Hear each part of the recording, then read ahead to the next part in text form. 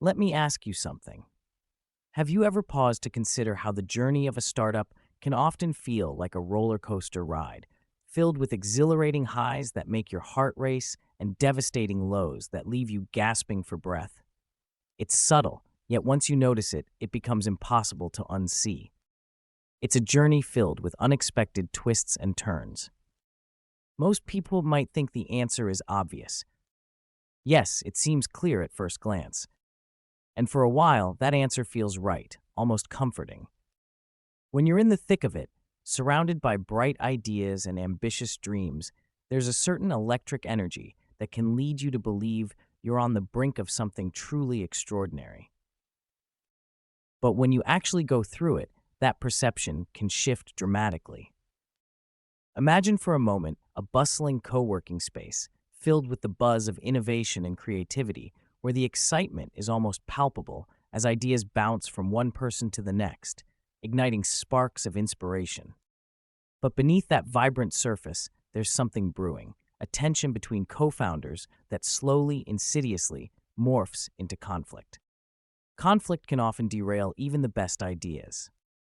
In those early days, the energy felt invigorating, almost intoxicating, but as the weeks turned into months, the weight of unresolved issues began to create a toxic environment. Meetings that once sparked creativity now felt like battlegrounds, where every discussion was fraught with underlying hostility, and decisions became centralized, stifled by fear and distrust. Each argument felt like a heavy weight pressing down on my shoulders, like a backpack filled with stones I just couldn't shake off. I found myself pushing through the fatigue, convinced that if we just forged ahead, the storm would eventually pass. But it didn't. Exhausted, I exited, not just from the startup, but from the hopes I had painstakingly built.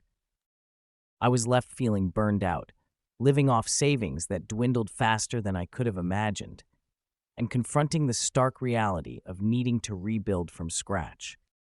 Rebuilding takes time and patience. You might be thinking, that sounds logical, but that hesitation matters.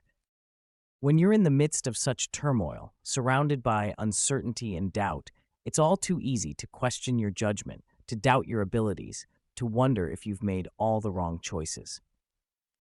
I remember taking long, quiet walks in nature, trying to find some semblance of clarity amidst the chaos. Each step on the path was a journey in itself, and the rustling leaves whispered gentle reminders of self-trust, of the lessons learned amidst the turbulence.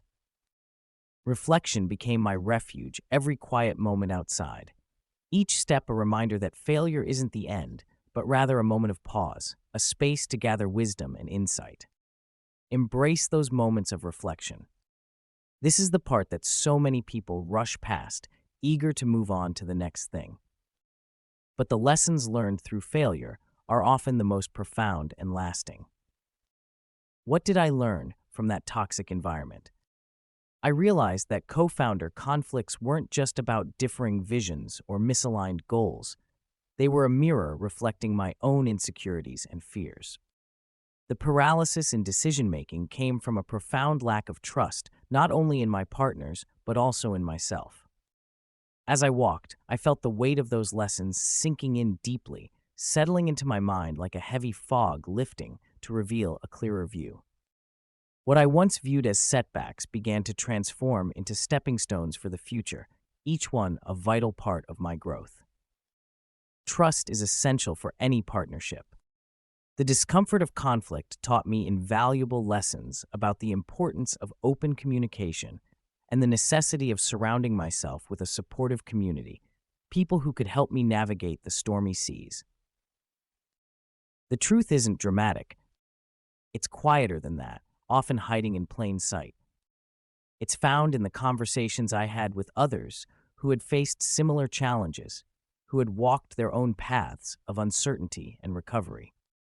One day, I gathered the courage to reach out to a mentor I admired, someone whose wisdom I had long respected. I sat down at my desk, heart racing, fingers hovering nervously over the keyboard as I crafted a heartfelt message. Vulnerability can lead to powerful connections. I poured out my thoughts, expressing my desire for guidance, my struggles, and my hope to rebuild. It felt like a leap into the unknown. In that moment, vulnerability felt like a heavy weight pressing down on me, yet also a freeing release, opening a window on a stuffy day. And once you understand it this way, you begin to stop feeling that intense pressure to act fast, to rush toward the next goal without pausing for breath.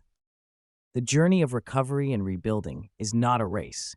It's a winding path to rediscovering your strengths and passions. You learn to embrace the uncertainty, to explore new avenues with confidence and curiosity, knowing that each step, no matter how small, is a vital part of your unique story. In the end, it's about reclaiming your narrative, about finding clarity amidst the chaos, and embracing the hope that blossoms with each new beginning.